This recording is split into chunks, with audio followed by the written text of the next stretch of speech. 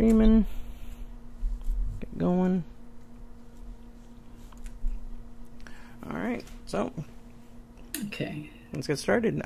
Super simple at the moment. It's just me and Afzal. So super quick introductions, and we'll go over the reviewing tips for the day. Afzal, go ahead, introduce yourself, and then I'll go. Hello, my name is Afzal. I've been developing themes for a number of years now, helping out with reviews as well, part of the review team, and been doing these hangouts now for what, about 8-9 months, is it, Jose? Yeah, just keen to keep getting involved in developing theme experiencing. Awesome. And I am, of course, Jose. I've been reviewing themes since probably around early 2012. It's been a fun experience. I've broken a lot of things on my end, at least on local development, and it's been fun. So let's get going. So I know, Afzal, you put a lot of these review tips together. Obviously, let's go over them. You know, the first one we got is the content table. You know, tell us a little bit about this. Yeah.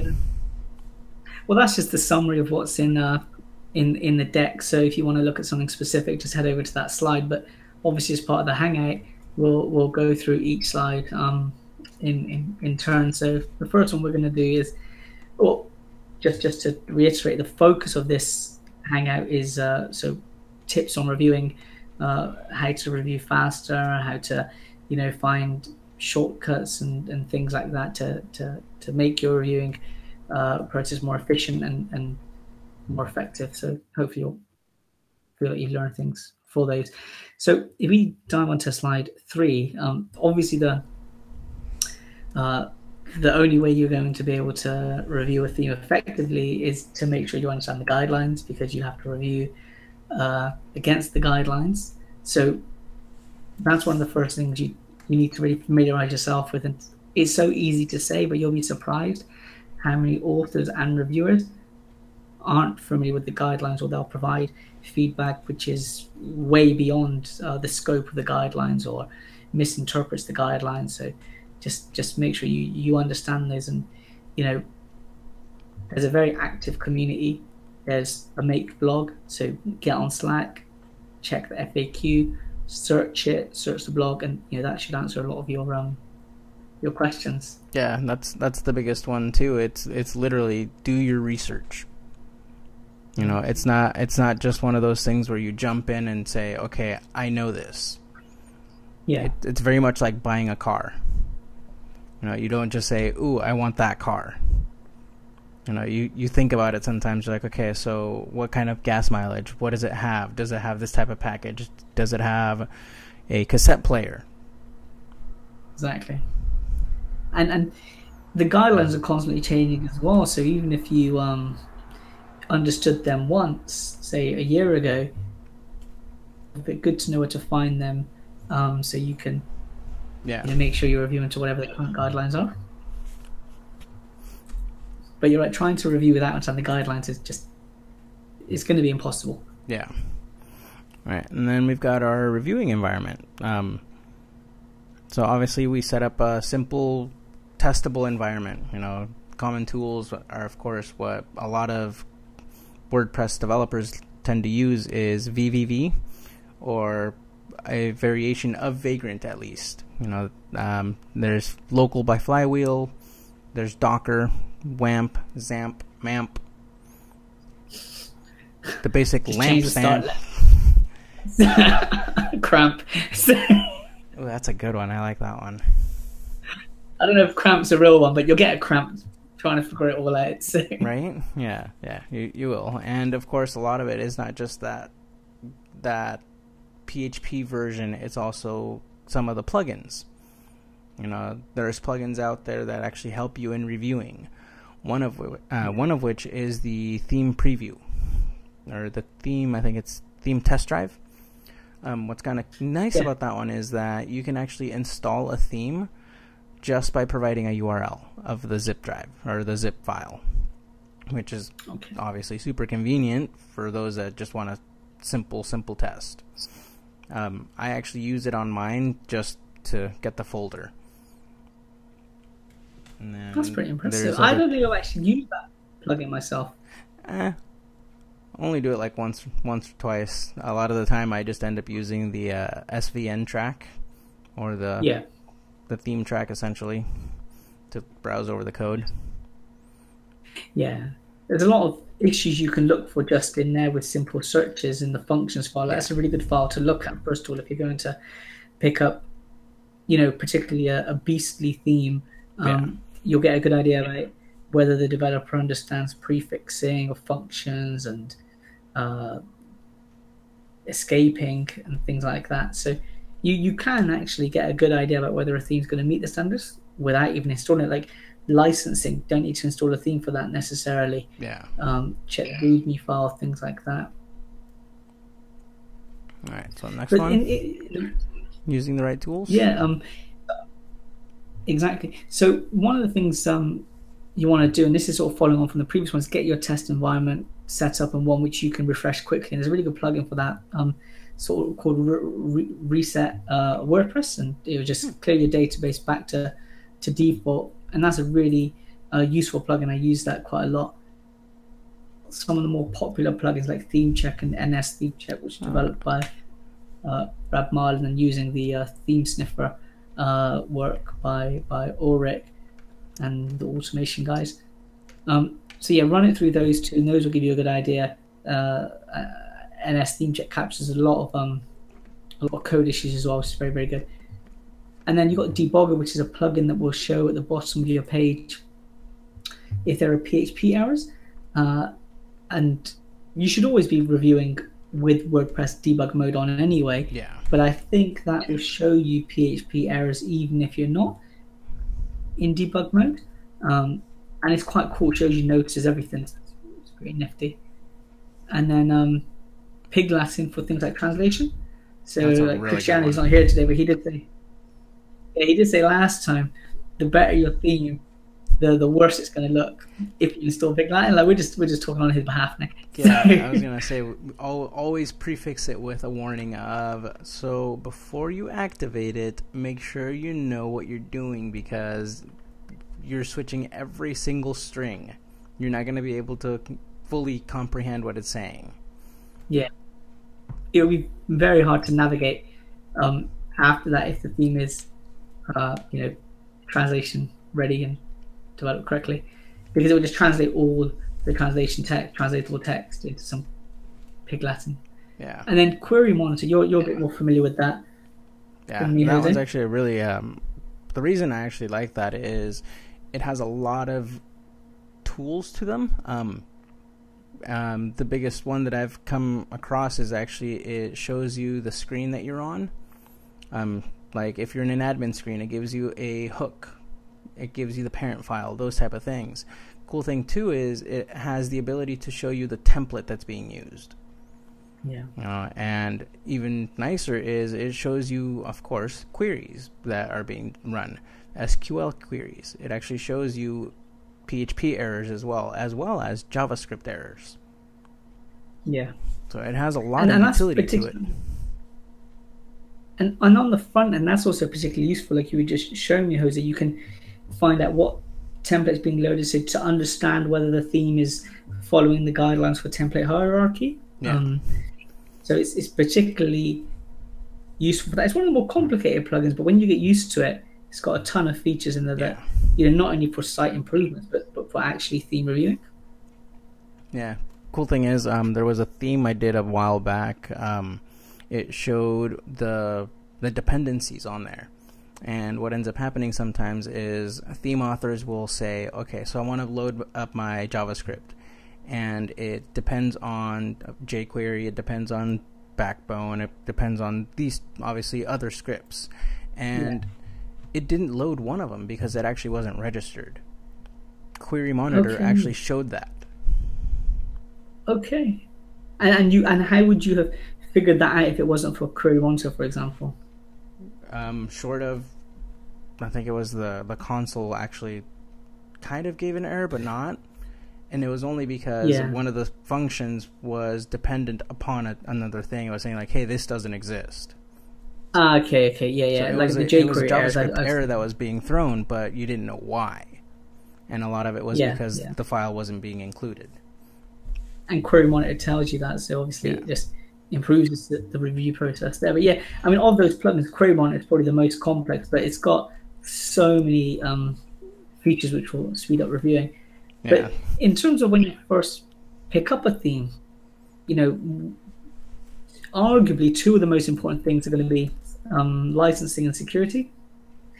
So when it comes to licensing, the first thing you want to do is check for a file which sort of lists all the licenses, and usually that'll be in the README file, because you need to make sure that all of the assets, all of the CSS or third-party scripts or whatever are GPL compatible, and that's one of the very first things. Usually I wouldn't even continue with a review if I wasn't able to identify the licenses. I wouldn't close the ticket, but before I were to proceed, I'd ask the author to submit an update with all of the licenses clearly labeled. And one of the things that I do when I review to check licensing is I open the README, and then I scan through the theme. I open up all the JS and CSS files, and you can quickly see which are, you know, developed by the developer, so it can be closed. And all of the third-party stuff, just tick it off one by one against the README. And if it's not in the README, then you need to give that feedback to the author to include licensing information for that, and it has to be GPL compatible. But yeah, if you focus your review on licensing to begin with, you'll save yourself a lot of headache down the line. And what's really nice too is the fact that you're actually learning about licensing too at the same time. When I actually first started, I actually didn't know a whole heck of a lot when it came to licensing in general. I've actually learned a lot because of this. Mm-hmm. And a lot of it was, of course, because so you don't know it, you read about it, you learn from it, you know. So you have to do your research too. Exactly. I mean, I didn't even know what MIT was or any of the font licenses were. Yeah. And so by reviewing other people's themes, you know, as an author, you can actually improve your theme, because you might see assets in there that would complement yours. So you can, you know, learn about what about the different types of products out there that are GPL compatible, and just build up your own knowledge so that in future when you're reviewing, you're aware of those which are compatible. Like one question we often get is Creative Commons. Yeah. Which of those is GPL compatible? I think that one's always a tricky 0 one. and 4. It's CC0, and then the latest one, CC4. Yeah. Those are the two that are compatible. All others, unfortunately, don't. Exactly. And if you weren't necessarily reviewing, because I imagine a lot of us aren't, you know, licensing geniuses, it's difficult to know which are going to be GPL compatible. And you could end up building stuff into a theme that you're just going to have to remove further down the line. But also when you're reviewing, it's just so much easier if you can tick things off and develop your own sort of it's not always easy actually reviewing too. On the next one, it was, what was it, prefixing. That was a kind of a very common one. It sounds simple, but you would be surprised. It's a little harder at times. An example of that is JavaScript. Yeah. A lot of it is you need to prefix everything in JavaScript, right? It sounds weird. The biggest one is when you're in the global scope. Well, what exactly is the global scope? You know, biggest way I've always thought about it was anything that's actually not wrapped inside of a function. Okay. Consider that the global scope. If it's not inside of a function, then you need to prefix it. Because I guess a lot of authors don't necessarily know that, because we think of prefixing when it comes to PHP, but not necessarily when it comes to JavaScript. Because it's the object that's being used. It's always within the window. So what's really bad about that is that a plugin could have that same function name. You know, or 3 other plugins could have that same function name. Yeah. And especially if you're using something, generic. I mean, like we said before, a lot of authors will pick up code online, and it might be that that code is being used in a plugin that you're using, and before you know it, your theme doesn't work, and who's the user going to blame? They're going to blame you, so the author of the theme. And some of the more common prefixing things that we think about, especially when it comes to PHP, are function prefixing, class prefixing, and styles and scripts prefixing. Yeah. And one of the things that I do to speed up reviewing and to quickly identify whether there are functions that are inappropriately prefixed is to do a search in the text editor using but filter by file type, so PHP in this case, space, and then in your search results it will just list all of the functions, and you'll quickly be able to see which of those isn't correctly. Yeah. Oh, you were breaking up a little bit. Yeah, I know. I got stuck in a not very pleasant face. It's very robotic. It was nice. Yeah. Skynet 1.0. I know. Imagine that. If I just suddenly took off my skin, became Terminator. And then also we got a second slide. Oh no, not a second slide on prefix. Escaping actually has 2 slides, because that's a big topic. Up until about a year ago, escaping was a big area, which was an issue in. I mean, like 9 out of 10 themes. I mean, that isn't even an exaggeration. For me, it felt that much. No, it felt like it, because it really was one of those things where we had to educate. We had to push this, and it's a good thing that we are. Yeah. The other day I was actually watching this little random video about what was it? It was SQL injections, and it's because of this. That's part of the reason we want to escape, because we don't want the attacker knowing exactly what we have. Exactly. I mean, escaping is super paramount for security, and even today, themes miss some of the more obvious ones. Like, well, basically everything that is unknown should be escaped on output. Yeah. Particularly user inputs and things like that. Yeah. And some of the standard common practice of don't trust anything. Exactly. You'll be safe if you follow that. Mm-hmm. And one of the things you can do, again, like we did for check prefixing, is just perform a search by filtering the file type and just searching get permalink or get template directly or href equals or src equals, and in your results you'll see every instance that's used, and you'll then be able to quickly see if there's any prefixing issues going on. But whenever you have these instances, you have to use escape URL. That's whenever the URL is being used, essentially. Yeah. Escape with that. And it's also making sure that you're using the appropriate function. That's the bigger one too. Yeah.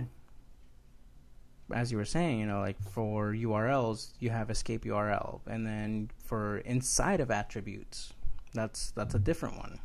It would be escape ATTR. And what's kind of nice is, depending on what the context is as well, you want to make sure that you're actually escaping the translation. Especially inside of that attribute. Exactly. And I think we escape all translations when they're inside of an attribute. So in this instance, it would be escape underscore ATTR underscore if you were echoing, or I think there's an underscore E as well for that.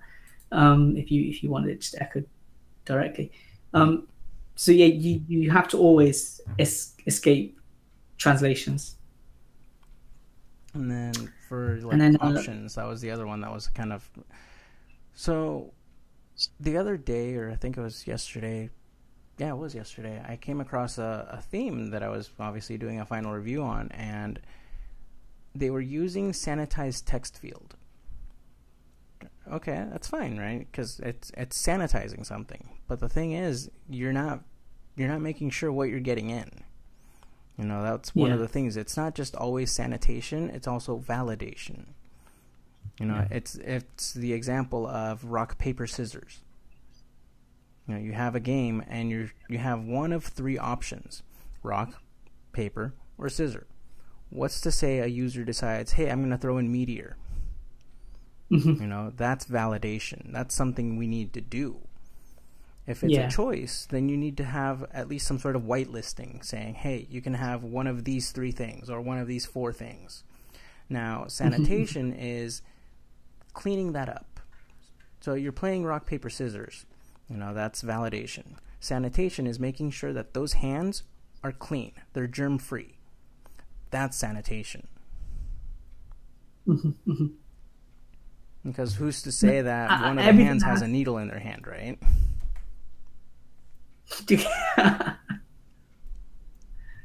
I mean, everything that goes to the database has to be clean, and it has to be, what the author has allowed, basically. You need to make sure there's no chance of malicious code being passed through. And that's when it goes to the database. And then, as we touched on previously, when it comes out and is being output, you escape it appropriately. And this is like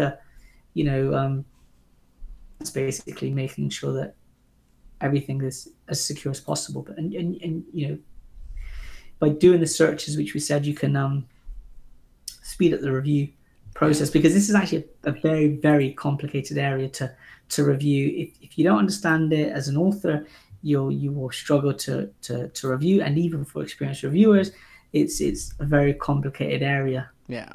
To get right. And it's one of those things where if you're not understanding it, ask, research it. Yeah. Find the answer. I mean, this is actually one of those areas where there's always discussion about how do I figure it out. You can search core, your WordPress installation, your WordPress admin folder or whatever. Just search that function. I think it's in there. Or you can check Codex or developer at WordPress.org and actually look at the code and see if it's being escaped, and that will give you a good idea about whether it's escaping on output or whether it's escaped within the function itself. Yeah. Cool. So that's probably enough on escaping. Yeah, and then once you've got those, we can finally activate the theme. Exactly. I mean, up until this stage, the theme doesn't need to be activated. And in some ways, a poorly developed theme may never need to be activated, because you'll find so many issues it will surpass, the artificial limit. Obviously, it's not like a hard limit. Just make a judgment call at whether the theme meets the standards or not. But if there's quite a few significant issues, you may never need to even activate it. Yeah. To know that it's not going to meet the standards and therefore close. But if you do activate, switch on WordPress debug mode. I recommend the debugger plugin, and as Jose touched on, in addition to things like Query Monitor plugin, you can find errors in the console window of the browsers, Chrome, Firefox, things like that. And then what's kind of nice too is depending on what you use as your text editor, some of them even have built-in, like obviously PHP-CS, the code sniffer. That gives you the ability to validate errors. It actually gives you a little pop-up or gives you some sort of warning saying like, hey, this is a PHP error. So these are things that could obviously be checked before you even submit a theme. Yes. So exactly. It's beneficial to either get an IDE or a text editor that supports the PHP code sniffer. Yeah, and we touched on that in a different hangout, didn't we? Atom, Sublime. I'll add a link to that in the PowerPoint afterwards. But you can check those out because NS Theme Check does it. But you can also aid while you're actually developing, like with it in your IDE. As you're writing your code, it will check it. So it means that you don't necessarily need to run the plugin, which you would, we still recommend you run because it's a great plugin. But just having the theme sniff in your editor will just speed up your development time. and your review time. And then we have our final tips. As you say, experience is everything. And it's true.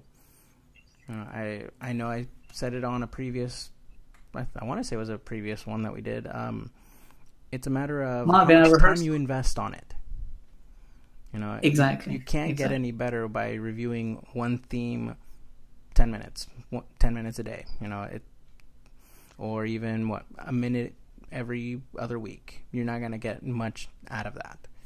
It's however much time you put in, you're going to get back. Exactly. I mean, if you want to be a good author, for example, I don't see how you can be a good author without doing plenty of reviews, because I just don't see how it can be done, because you see how different authors write, you understand the guidelines better, you'll improve your own code, you'll see issues that you hadn't even considered, and then you can implement those fixes in yours. Yeah. So reviewing is the only way you're going to be a good reviewer. I think a lot of people as well, when they first start, they're daunted, but you shouldn't be, because there's a very supportive community who are happy to answer any questions you've got. Like, there is no silly question. I've asked some crazy questions in my time, but it's true. It's true. I want to literally trying to remember right now. It was about a year ago or year or two ago, when we actually had to review the theme updates. This was obviously before automatic theme updates were a thing.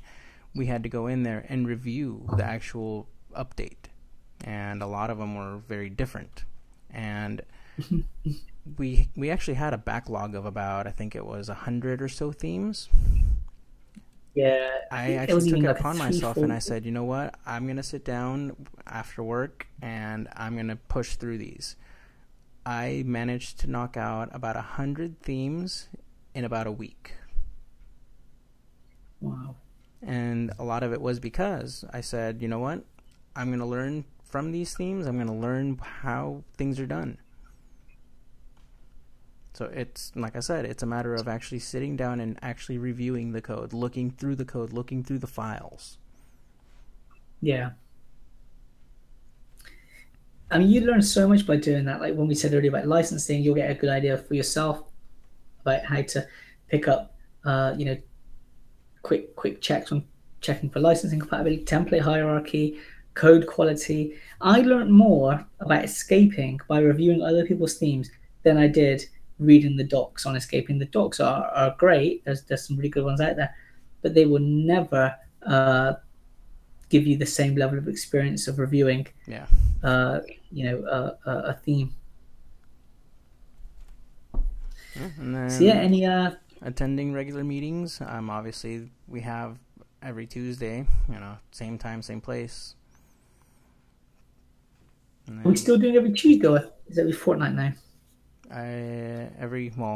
Agenda every other week, and then open floor. Oh, okay. But Okay.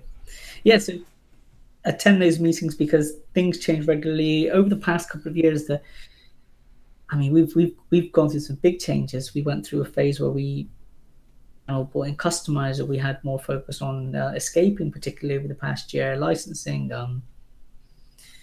There's always changed, content creation, gray areas like that. So, and also, you get a lot of discussion in channel about gray areas. Well, it's a gray area because it's just not a simple yes or no. Yeah. And the only way you'll ever get good at that is with experience, and you'll never be 100%. I guarantee even two experienced reviewers can come across gray areas and make two different judgments. But it allows you to at least make a best guess rather than just a guess. Yeah. If you are an experienced reviewer. And then we had some further reading tips. So obviously, as we said on the first slide, the theme review guidelines, and we should openly admit to plagiarism from Carolina. We're not sorry. So so check out that website, theme.tips. It's actually excellent, because Carolina at Poena goes through the process, which is fantastic. For new reviewers, experienced reviewers, you've got to check it out. She's an admin, if you don't know or what do we call you guys now? Key reviewers, or whatever your term is. We'll stick with admin for now. Yeah, so she's very, very experienced. Yeah, and then of course the FAQ page, which is obviously always, if you have an actual FAQ question, don't be afraid of asking. Don't be afraid of posting it. Yep, exactly. Post it in channel or ping Rab Marlin or myself, and we'll get it added to the FAQ. But yeah, check out all three of those docs. I'd even recommend that with Theme Tips, you actually go through the review process, following just those tips, that exact structure, and just see how you get on. I thought it was particularly helpful. Yeah. And any closing comments, Jose? Me? Well, how about you go first, and I'll close it off. I knew you'd throw it back. Any comments, jokes? Do you know we did this last time? I still haven't thought of a joke. I should do, but the rehearsal was excellent, but we had two people drop off since then, William and Cristiano. But William has a good excuse, so we don't know where Cristiano was, lost in action. But yeah, I guess with just anything when it comes to reviewing, as we've said, review more themes. Even if you want to start easy, review some child themes. Just get used to the structure, the processes. You can pick up, within reason anywhere in the queue. So, pick a theme that necessarily is something that isn't to your strengths. So you can build your strengths. Just get stuck in. Any questions, ask in theme review, ping in ticket. But the main thing is, don't just approve a theme if you have doubts. Ask, no matter what those questions are, and somebody will help either in ticket or on Slack. Yep. Very true. Yep. And then for me, really, I would say actually review the theme. Look at the code, go through the code, read the code, understand it. If you don't understand it, ask a question. You're always a ping away. It's not very hard. It's really not. Exactly. There's obviously the Slack channel. If you're uncomfortable, ask an admin. Any of us are always happy to answer. And then the other one is, as I said, actually review the code. Simply activating the theme and just saying, "Oh, this looks bad." That's not really a review. Yeah. Because it's not. It doesn't do justice either. So actually look through the code and learn it. I mean, if you do it that way that you just said, Jose, everyone benefits. Your benefit as a reviewer, potential author, the author of that thing will benefit, the end user will benefit. There's like a multiplier, like a butterfly effect that goes on when you actually spend the time to review a theme. And especially if it goes live, you've contributed to someone somewhere building a website from a theme that you took the time to review. Yep. So, yeah, with that, I think we can actually say bye. Yeah, so, hopefully this one. We'll plan out the next one and we'll see how it goes, yeah? Yeah, see that. Thank you. Bye. Awesome.